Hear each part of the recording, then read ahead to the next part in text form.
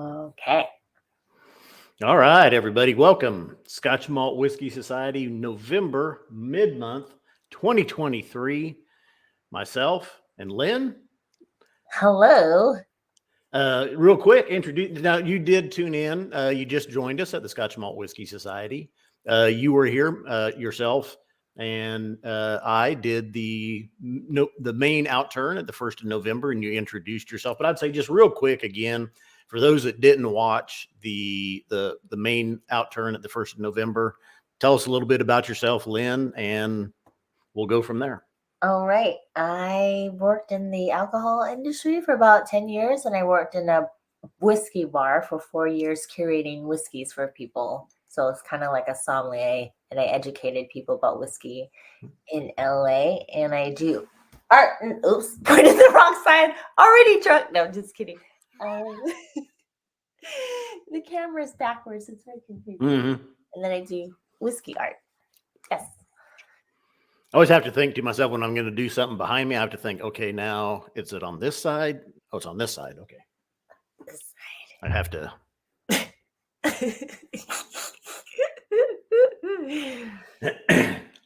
But no, welcome everybody. November, we're getting to that time of year. The holiday season is upon us. Thanksgiving this week for us here in the States.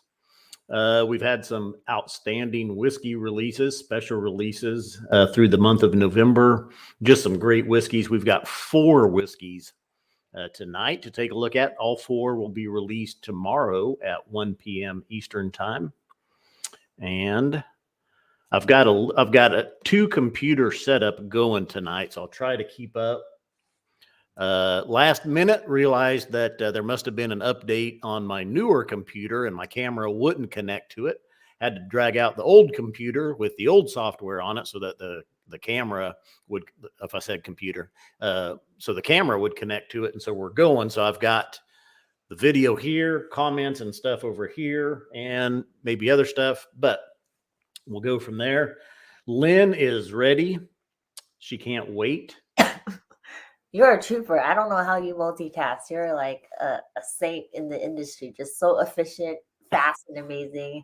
I move slow like someone who belongs in a old people's home. The energy that I boop, boop, boop. Anyways, is a sloth your favorite animal? Possibly.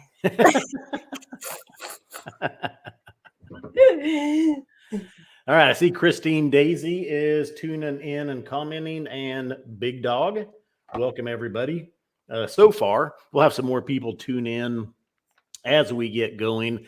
Also, I've had some people asking as well, with these live streams, we used to send out emails, and we had a lot of members giving us feedback about how many emails we were sending out.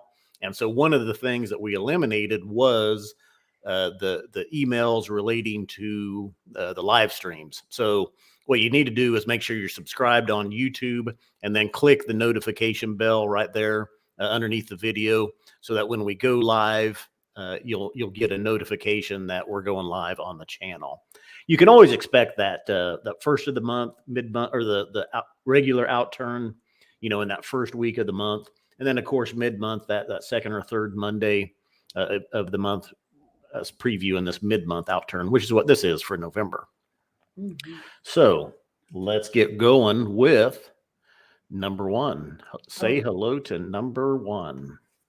Okay. And I've got the bottles. Lynn has the samples, but we are looking at a 10-year-old Highland. There we go. Change my light here a little bit too. Okay. Cask number 94.39, Contemplating Gardening.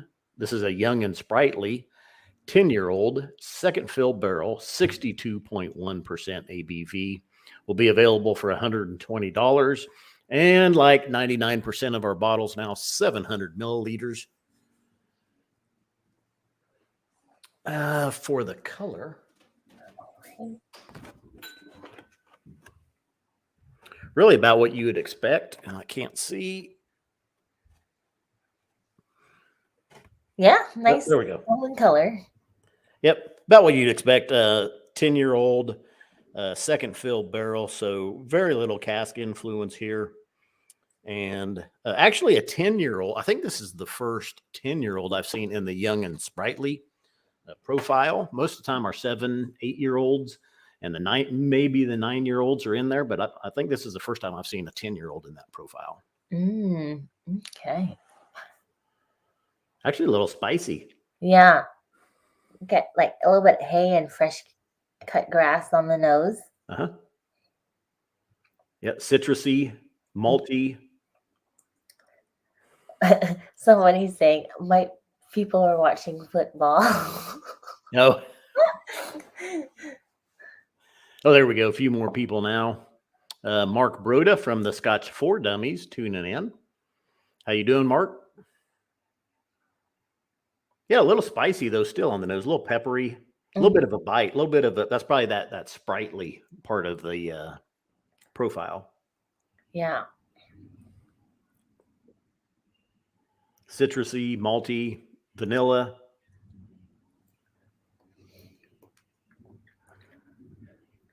I don't have anything else to say for the nose. Yeah, that's fine. I was gonna say, cheers. I'm gonna take a sip. Okay.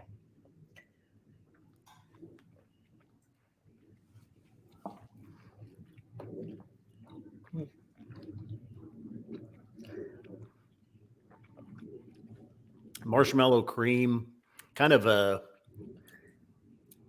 meringue, toasted, little floral. Really reminds me just like orchids. Not that I've ever ate orchids, but my mom has some orchids. They always just have that really, really faint kind of floral smell. Yes. Do you get any spice on the finish? That's what I pick up. A little bit of a pepper, more of a white pepper, not necessarily a black pepper. Yes. Yeah. Caramels, vanillas, citrus. Now it's getting a little bit sweeter after the second or third sip. At first, it was really, for me, dry, and I got a little bit of that kind of hay action. But now I pick up a little bit of that caramel. Still has some kick. It's a little bit of a wild one. I like our whiskeys that we have from the second fill barrels, just because you don't get as much of that wood interaction, and really you get a kind of a closer look, at the distillate, the distillery character with it. And just from the small sip I took through these before the next one, 10-year-old, but it's a first fill bourbon barrel. And what's really neat, what I found when I did that just from one to the other, and we'll talk about it when we get there, but it's just what characteristics a first fill barrel can bring compared to a second fill barrel. But Yeah. So you prefer second fill casks over? it's neat. It's neat to see. There's some neat whiskeys. We had last year a 17-year-old distillery 44 that got put into the light and delicate profile, and it was it was aged in a second fill barrel, if not a refill. It was second or third fill. But it was just amazing how over 17 years, how just not being in a first fill barrel, really the difference, that it brought to the whiskey is it's unique. Yeah. So would you say with the group, the majority of them know what first fill and second fill casks are? That's a great question, Lynn.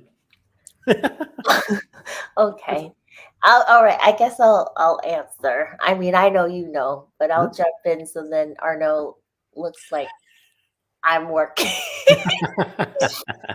That's our boss. He says, you gotta talk more. I'm like, okay. So first fill cask, I always compare it to tea, and you have fresh tea bags. So that's the first fill. When you put it in water, you extract a lot of flavors from the cask. And then when you pull out that tea bag and you use it the second time again, you're not getting as much of the flavor as the first one. So that's how I see first fill, second fill, third fill casks, and how the flavors offer for the new mixed spirit or any whiskey as a general rule of thumb. No. That's a great analogy. I hadn't thought of that with tea bags, but yeah, that's right. I mean, when you think of that, it's the same, with the first fill, barrel, and the first time you use that tea bag, you get so much more flavor and stuff out of that tea. And then you reuse it, which is in the case with the second fill barrel, just not as much influence, not as much flavor and stuff coming through, but you can really age whiskey, a long time in those second fill and refill barrels. Yeah. I remember working at the bar and I said tea bag and college kids laughed because it meant something else. Just kidding. Yeah. Moving on. Just Not the old tea bag joke.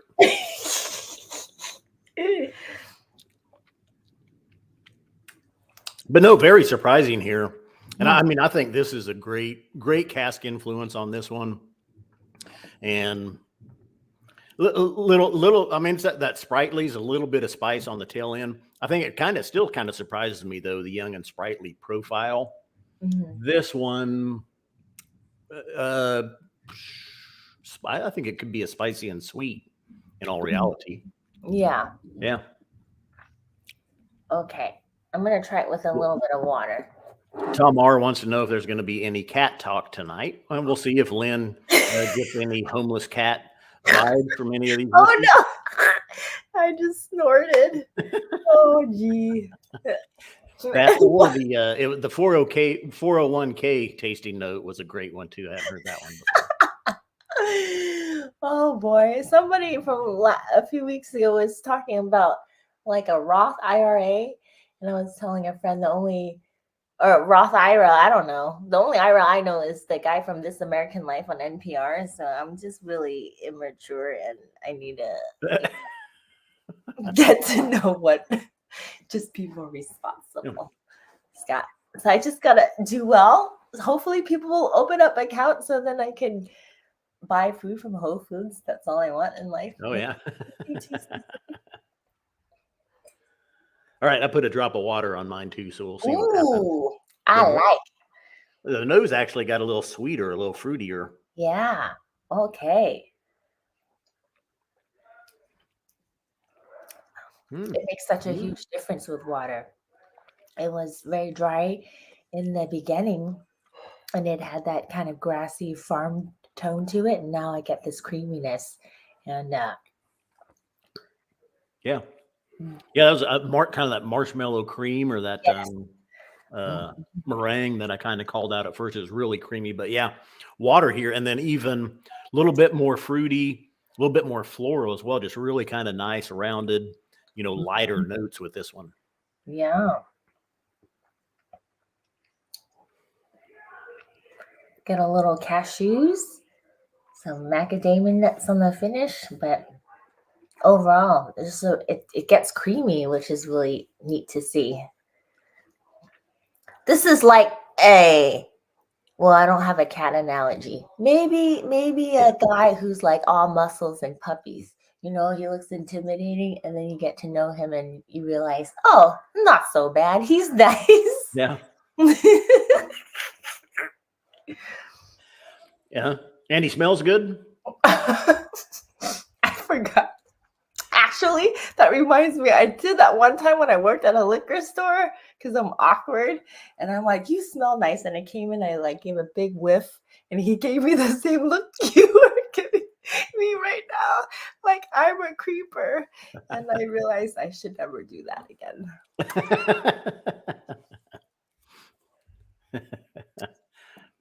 Just stay like a foot or two away, instead of 2 inches. Yeah. That's what I did. Oh my God. How did you know? Were you there? All right, let's do okay. Let's look at the tasting notes on the bottle on that one. Oh, gotta remember where I set stuff down. Here we go. 94.39, contemplating gardening. Getting the lawnmower ready to complete the first cut following a long winter. We had freshly picked herbs with sunflower seed shortbread. Oh, yes. I was going to say I picked up the sunflower seeds aftertaste. Yeah. Nice. Yeah. All right, boss. What are we drinking next? let's go to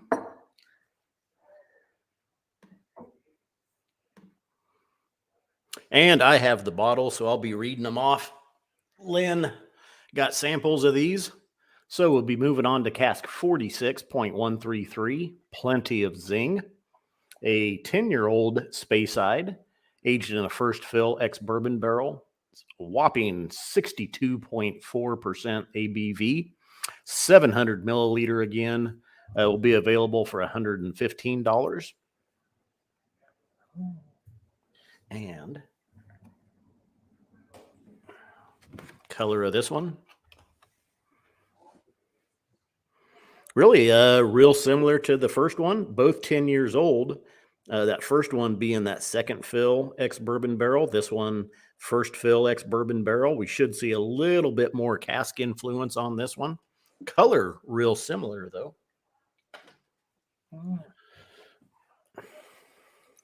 I really like the nose on this one. To me, it's like this butter lotion, like vanilla. I think I got too much in my glass. My nose is actually a little bit muted. Mm. I'm going to pour a little bit out here. I pour a hefty dram just to show the color. I think I had a little too much in that one. Mm.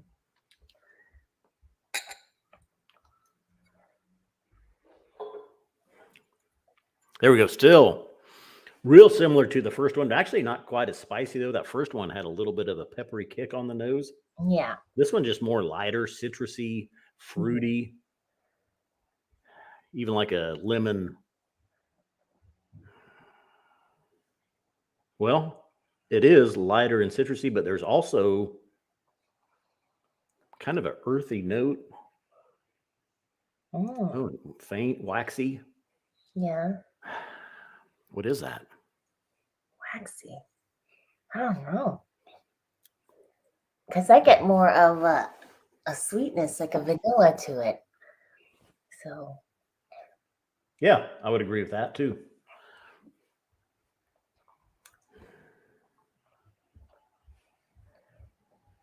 You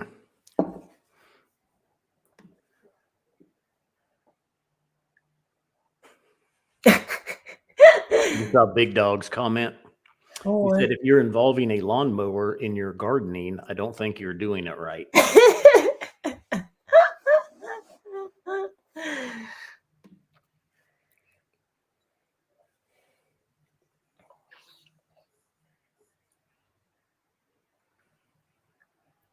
Okay. All right. A little bit of a, just got a little bit of a milk chocolate there on the nose. Cheers. Cheers. Mm. Mm.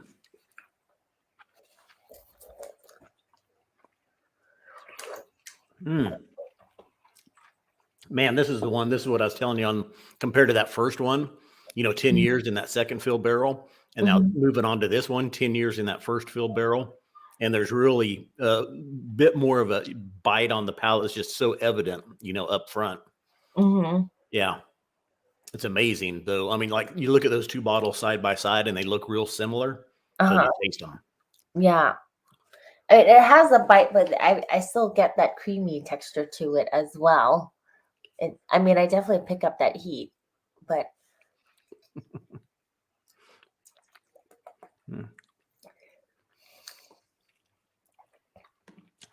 Mark Broda says, ooh, a banger. Love those 60 plus ABVs. Yep. He always feels like he's getting more whiskey in my whiskey. Oh, that's like my dad. He goes by Neapolitan ice cream because he thinks that he's getting 3 flavors in one. Oh, yeah? Yeah.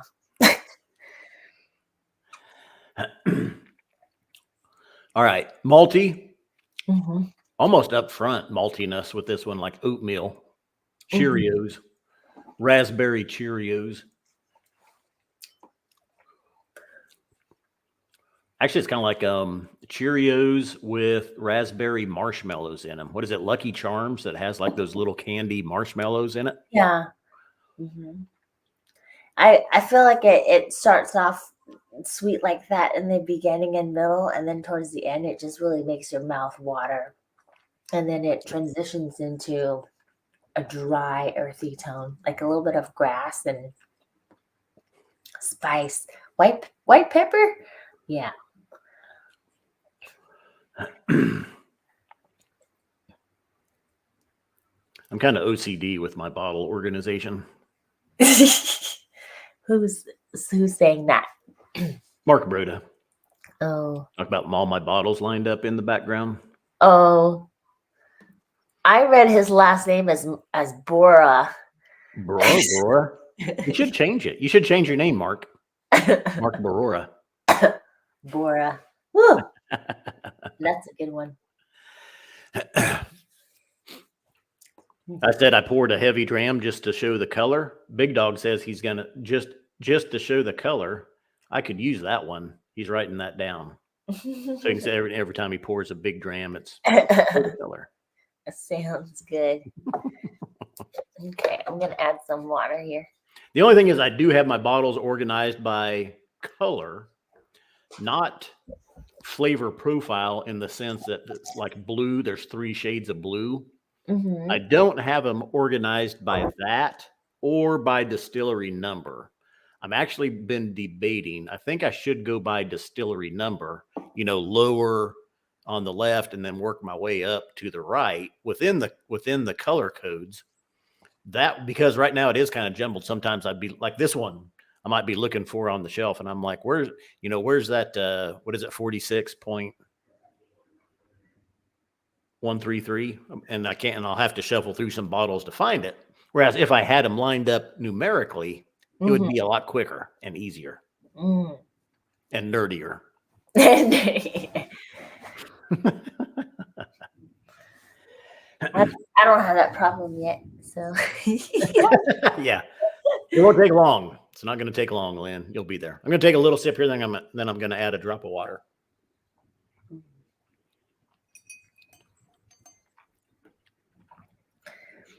I find that with a few drops of water, it doesn't get as sweet. Get a little bit more of that papaya essence. Oh, I like the papaya. Yeah, a little bit of exotic fruit or a tropical fruit. Oh yeah, no, not kind of, definitely. Mm-hmm. Yeah, very nice. I'll throw a little coconut in there with the papaya as well. Little tobacco, just faint hints of some tobacco. Mm-hmm.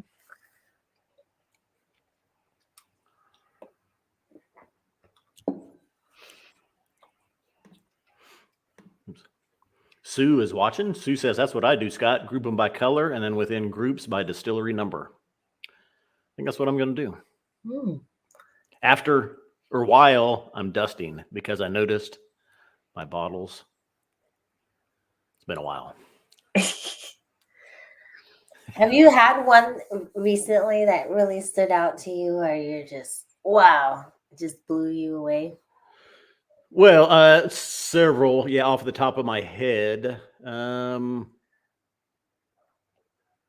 mean, we'll get through these 4 first and then maybe we'll get there. I'm trying to think. There's been, I'm not afraid. Okay. So there's several independent bottlers out there.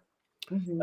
And then with the Scotch test dummies, the reviews that we do, we've looked at just about every independent bottler out there. Mm-hmm. Gordon and MacPhail, Caden Heads, Signatory, kind of being the big 3. Right. I have no problem telling people our consistency, the casks that we release are superior. Mm-hmm. I mean, they're all good. I've had some casks from, the other IBs and some are underwhelming. Some are exceptional. Yeah. But I really feel like our casks, the tasting team, the tasting panel in the UK does such a good job of knowing when to release whiskeys. And so many we release. Lately, I've made myself go back to start drinking, some of my standard bottlings, from Scotch distilleries. Off of the shelf stuff that's at 40, 43, 45% ABV because it's hard to get stuck into these single cask strength whiskeys because they're just phenomenal. Yeah. You Yeah. know, and it's hard finding stuff off of the shelf to compare to match, you know. Mhm. So lately though, the last couple of weeks, I've really been, you know, concentrating or going back and trying to hit some of those old releases and wean myself off of SMWS stuff just because it's been a while. And I think we need to refresh our, you know, our palates and our minds, and we can get used to these single cask, you know, Mhm. cask strength whiskeys, and then you have, you know, something off of the shelf and it seems underwhelming. But I think we've got to realize and know, okay, this is, yeah, it's 43%, but it's still a good whiskey. And Yeah. why is it a good whiskey? You know, Mhm. so kind of go through those things and just keep it on the top of our head. Mm. That's a good point. Yeah, I mean, I know in the beginning in our outturn tasting where we're talking about the bottling number, I forget, but one of it was fine fragrances, and from that particular one, I I I show it to people and they really like love that. And when I tell them the distillery, they're like, "I've never heard of it," and they were really surprised. So I like Hmm. I really enjoy having access to what single I mean, Scotch malt whiskey society is doing with just the cask, just giving so much flavor to the whiskey. It's nice. Mhm. All right. So I've Mhm. got a drop of water on this one. I'm getting some more berries, sort of raspberries, and it Yeah. got really a little bit earthier. Mhm. I'm just trying to place what it is that's making it earthier, but it's just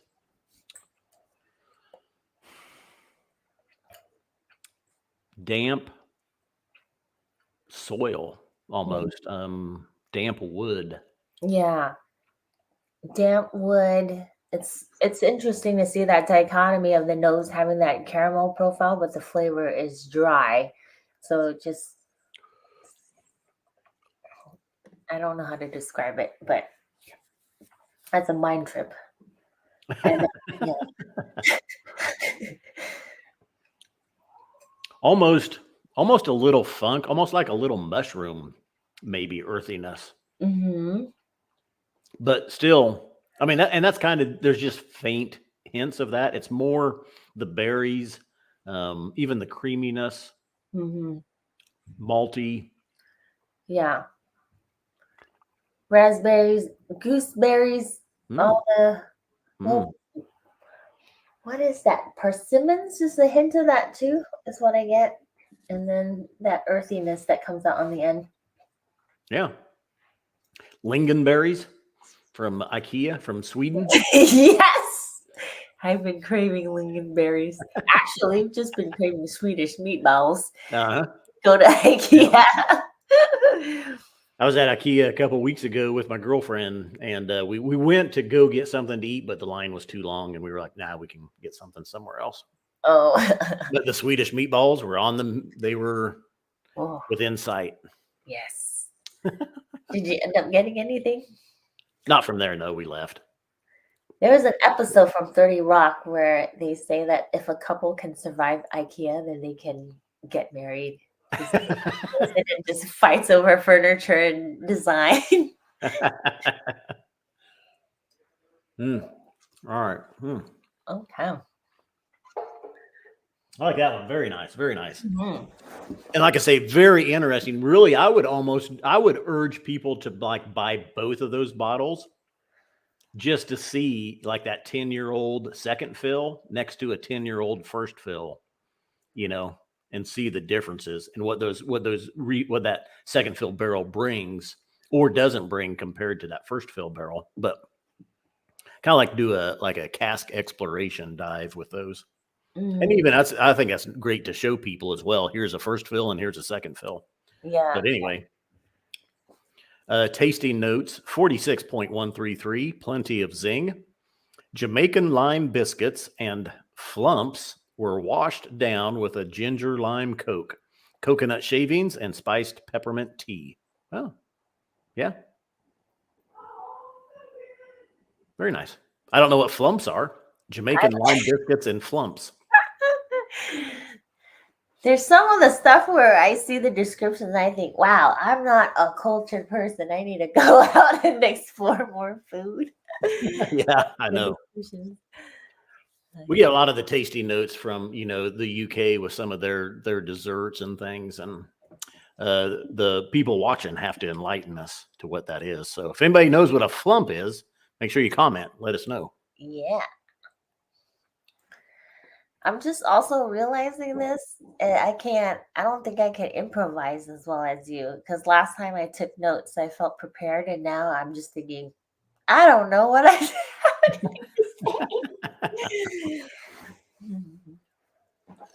All right. At some point, it becomes a regular thing, and you just hop in there. No, not always. Sometimes I still taste these ahead of time. I say 50% of the time I taste them ahead of time, maybe take some notes. Mm, But with these, I did not take any notes. I did take just a little sip of each one to kind of see what we were going to be dealing with.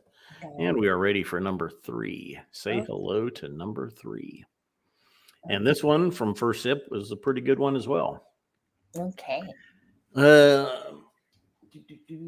Cask 9.240. This is an 18-year-old Speyside first fill ex bourbon barrel again. This is in the sweet, fruity, and mellow profile, and aptly named silky smooth and sensually sweet.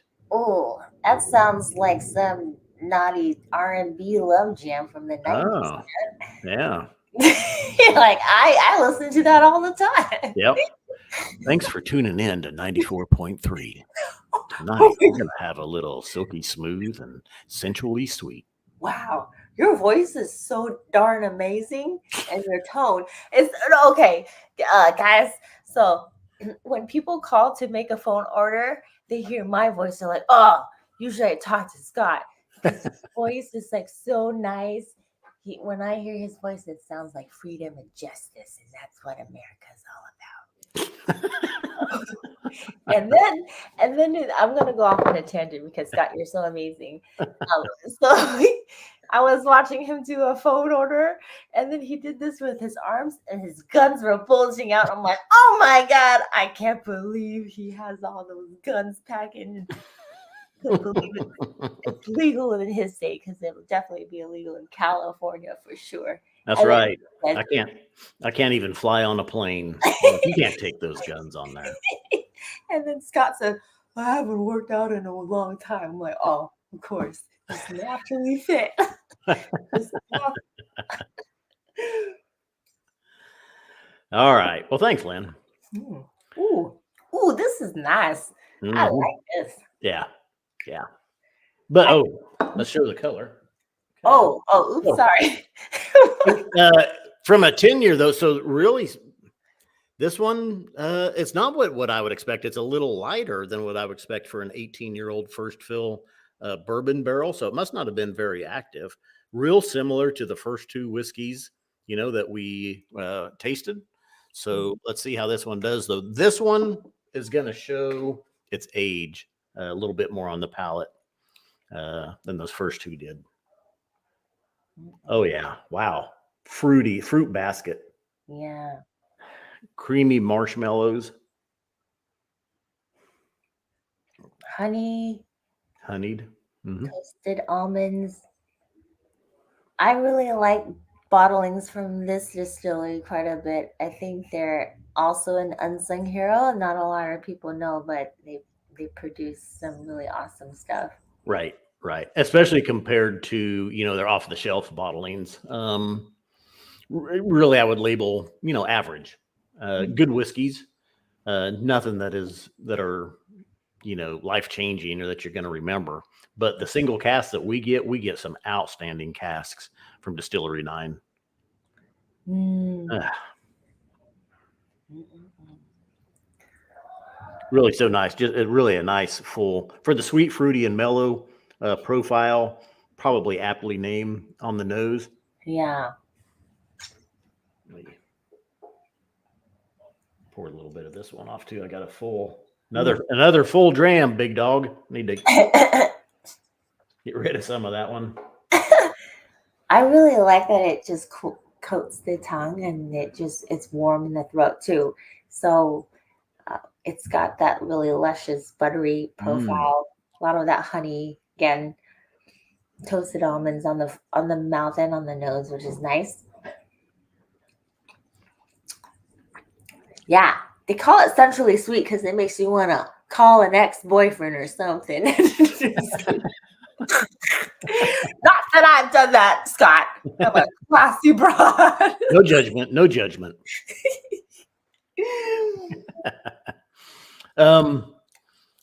This one's so all three purple profiles. I mentioned earlier, like in blue, there's three different shades of blue. Same with purple. This is a third one. So we started with the young and sprightly. We went to spicy and sweet, and then sweet, fruity, and mellow. And there's just such an amazing difference in these three whiskeys tonight. Even though it's a purple profile, they're still distinct. These are three distinctly different, purple profiles. This one, I think the 18 years on this one shows, and you get it in that finish where you get it, kind of lingering around and staying on that oak influence, those oak tannins. The older a whiskey gets, usually those oak tannins have picked up, and they'll really just saturate the palate, and that's what's starting to happen here. This one's coming off as an older whiskey, and you can tell on the finish. Yeah, it lingers. Tom, Tom Mars, I'm waiting for the next snort. That is when I know I'll buy a bottle. I just laughed at my own comment. Well, this is, you asked for feral cat analogies. I guess this is a feral cat turned domesticated because it's lame and hangs out. No lying, Mark. Sorry about that, but this is a good one. It's very nice, neat. And we are a little bit lower here than the first two. We're at, what is it, 57.1? Yeah, 57.1. But this one, this is gorgeous, neat. There's no bite to it. This one's deceiving. You could be drinking this one, and then all of a sudden you start to feel it kick in, and you feel like this one's the 50%er. Yeah. Nope, it's 57.1. And it's amazing to see how long the cask can do in length, because typically people will say that when you have a long fermentation process, they do about 48 hours, which I think is fairly short. And people will say, scientists will say that when you do a short fermentation, you don't get those confectionery buttery tones. Oh, So in this case, with the cask and it aging longer, and obviously them having a particular still with that purifier, I think it adds another dimension to the whiskey that makes it complex. Long. yeah, very nice. And I just threw a drop of water on mine. We'll see what happens here. Oh, I almost finished it, so I gotta pour more. Oh yeah. Tough day at the office.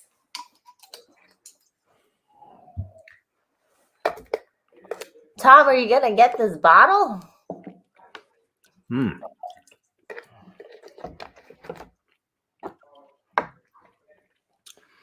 Water, not maybe it's making it a little bit creamier.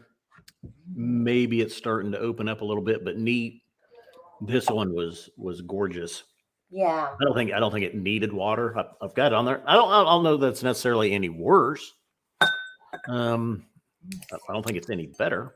Let's try it with a little bit more water. Just see what happens. Maybe that'll open it up. No, great whiskey. And Mark Broda saying at 57% at 18 years is respectable. Yeah, it is for an 18-year-old. Naturally, the longer that whiskey ages, the lower that ABV is going to drop. So, wow. I love the finish on this one. And it's such a great example in that sweet, fruity, mellow profile. What do you get on the finish? That's what I was just thinking. I mean, it's fruity. There's a little bit of citrus notes, but there's some berries. It's slight maltiness, very floral, vanillas, creams, light oak. Just very nice. I have to agree with you that I enjoy it much more neat than with water. Mm. I think the water just kind of amps it down and takes away that creaminess and the sensually sweet Yeah. whiskey.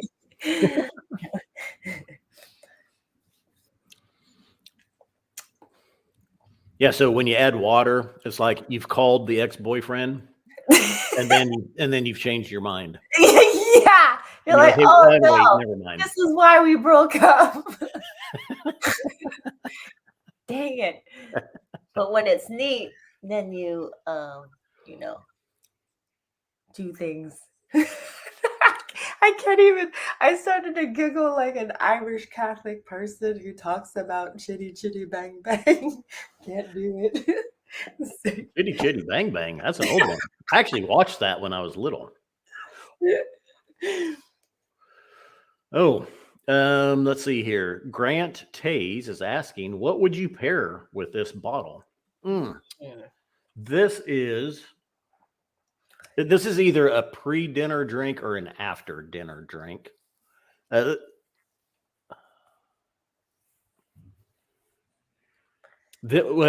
cheese board, charcuterie. Mm. I don't know if just off the top of my head. I'm sure there's other things, but I think with some cheese, this would be phenomenal. Mm. Like most whiskey. Most whiskey is good with cheese, though. I mean, you can say chocolates. Yeah. I'd be curious to try it with white chocolate just to see how it Ooh. fares. Mm. I know white chocolate's very, very sweet, but there's something with the oak and the caramel here. It might be interesting to pair it with. Very nice. Let me get a little bit more water on. I think I already put 2 drops of water on it. Just see here. But no, rarely 1 in 20, 1 in 10, 1 in 15 bottles do I say it's better neat. Usually I like water, at least a drop of water on my whiskey. This one was just gorgeous neat. Uh-huh. Okay, Warren Buff. That's a great name, Warren Buff. Does it make chitty chitty bang bang more or less inexplicable when you realize it was written by the same guy that created James Bond? Oh, I did not know that, Warren.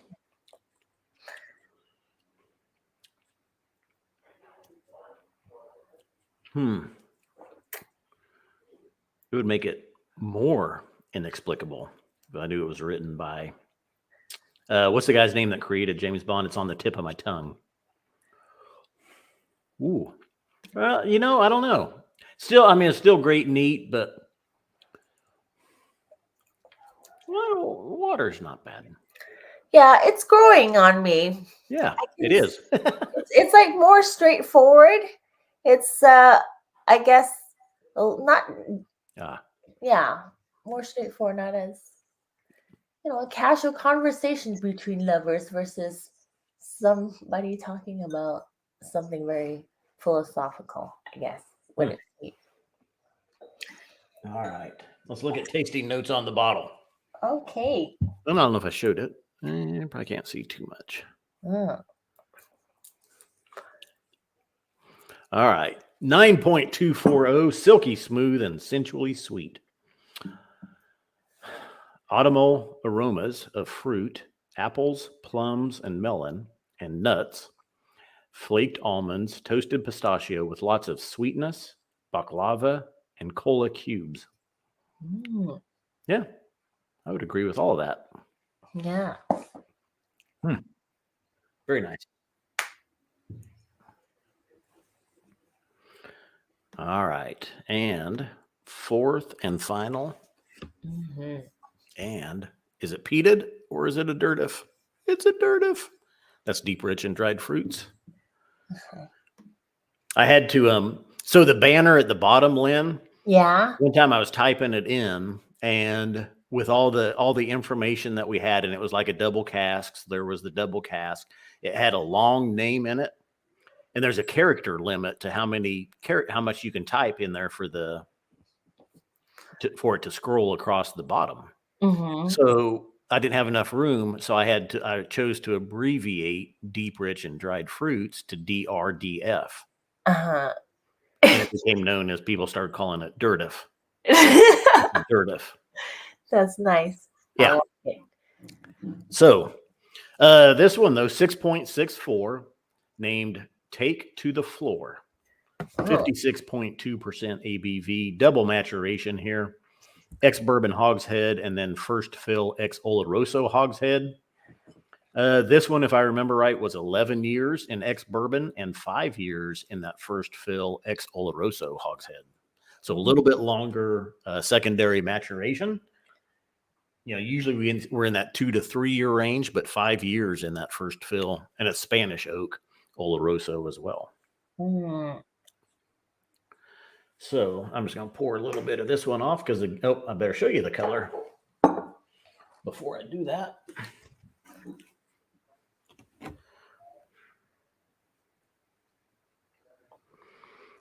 A little bit darker, but still not quite the darkness that you'd almost expect, especially a 5 year maturation. So would lead me to believe not as active of a Oloroso cask, but let's get in on the palate and the nose. I love the aroma. There's that milk chocolate. Ooh. Yeah, this is definitely the most, Sticky toffee pudding. yes, pronounced nose of the night. Mm-hmm. Yeah, definitely. It's like Christmas in a glass right here. Yes. Ooh. And it's amazing you called that chocolate on the nose, because that was when I tasted it. When I just took that little sip earlier, that was like all over the palate, just like chocolate right up front, clear across it. Mm.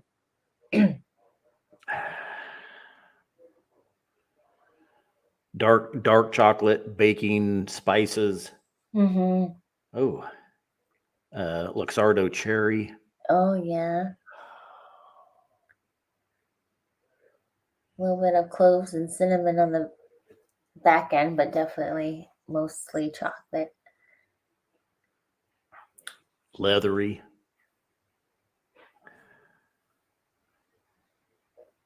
Wow. Nutty. Let me pour a little bit of this one off. All right. Did you go in on the palate yet? No, I decided I should wait for you for first. Right. Cheers.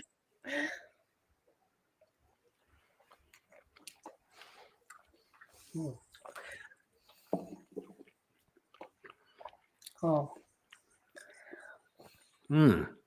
Ooh. Yeah.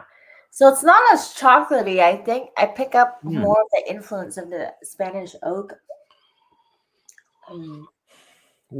Get a little bit of incense on the finish, a little bit of marzipan.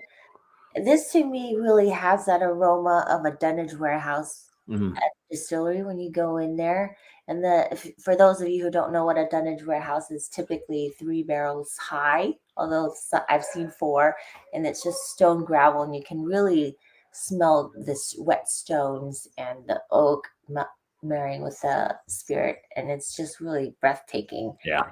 So I'm pretty obsessed with the aftertaste of this.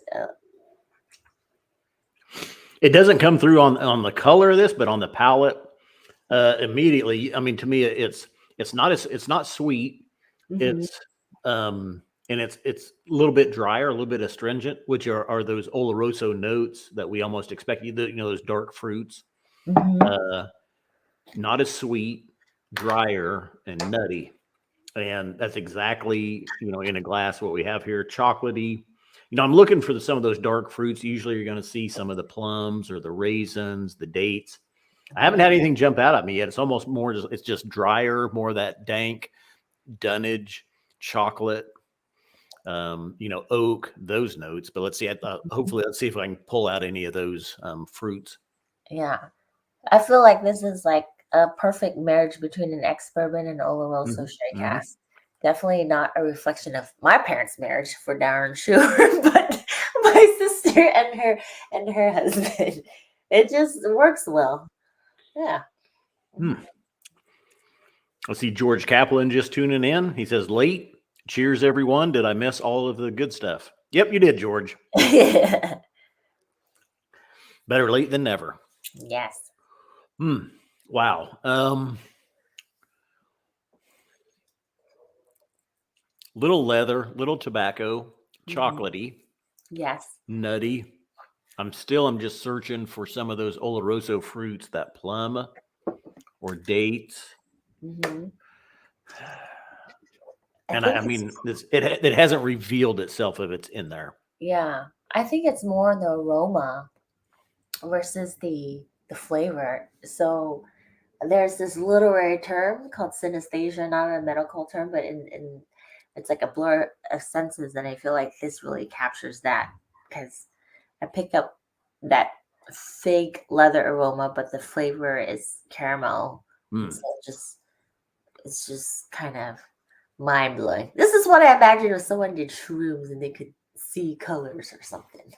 Yeah. Scott's like, oh boy. The schnozberries taste like schnozberries. Scharsberries. I'm gonna throw a drop of water on this one. I like this one neat. This is gorgeous, and I'm hoping maybe the water will bring out a little bit of those fruits. Let's see Hmm. what happens here. Okay. I like the dunnage call on that one. Good note. I just got a little blueberry right there. I mean, very faint on the back end. Been a couple seconds since I took a sip. Hmm. That was before the water. Mm. Again, but I mean, it's still those drier fruits. Blueberries aren't real sweet. Mm-mm-mm. I think it gets drier with water and it gets peppery. Mm. Mm. No? Mm. No, it did. It got a little spicier. Yep. I could before I even swallowed, I could taste the spiciness of it. Hmm. Nutmegs. Okay, now the Oloroso's kicking in. A little bit of that sherry funk. Because some sherry casks will have that blue cheese thing going on. But yeah. Super dry with water on the finish.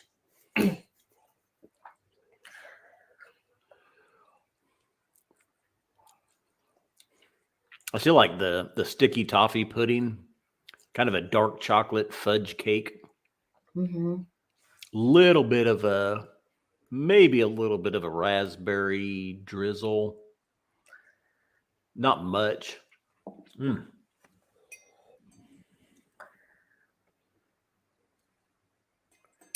Double fudge brownie. More Oh. chocolatey.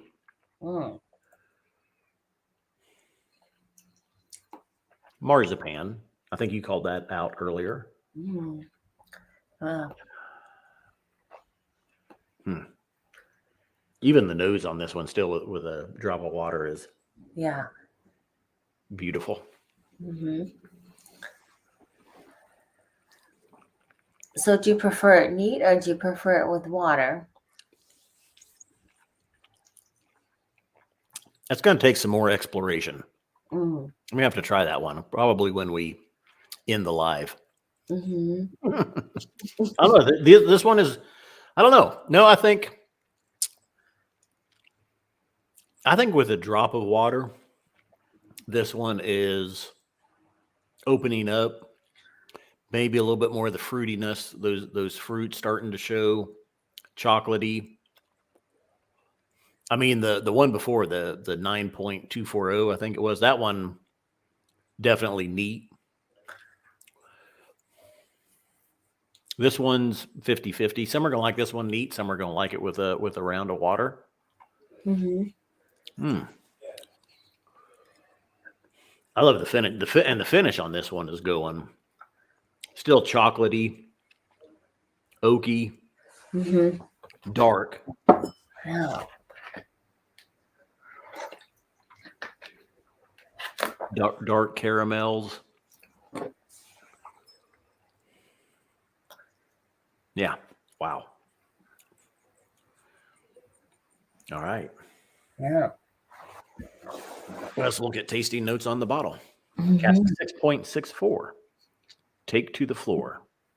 Hazelnuts, walnuts, and figs played the castanets, while rhubarb crumble and cured ham danced the paso doble with black cherries and praline. Yeah, I mean the nuttiness definitely. The figs, I'm still waiting to reveal themselves. Hmm. I think the rhubarb crumble, some of that dunnage, kind of that dank funkiness we're getting. I Yeah. can see rhubarb, yeah. Hmm. Cured ham, little bit of a savoriness to this one. Mm. I didn't get that. I don't know what paso doble is, but black cherries, I'd called out Luxardo cherries Yeah. before. So yeah, very close. Very good. Hmm. All right. All right. Well, hey, that's the 4 whiskeys. Those 4 whiskeys are all being released tomorrow, 1 p.m. Eastern time. That'll be Tuesday. What's today? The 21st, 20th. So those will be released on the 21st of November, 1 p.m. Eastern time. Hmm.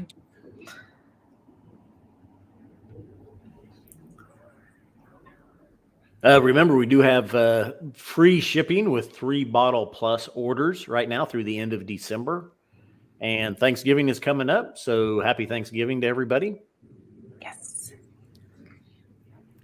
Lynn and I will be off Thursday, Friday. SMWS will be closed. So phone calls and emails won't be answered until Monday. If you need something before Thursday, make sure you get with us on Tuesday or Wednesday. Yes. All right, Lynn. Well, thanks for joining me. And like they say on the back, or like we say on the back of all of our bottles, Scotch Malt Whiskey Societies are not for swigging, glugging, or knocking back. Please drink responsibly. Although I did that yesterday, that's why I'm a little bit slow. Just kidding. Thanks, Lynn. Thanks to everybody that tuned in. All right. Cheers. Thank you. All right.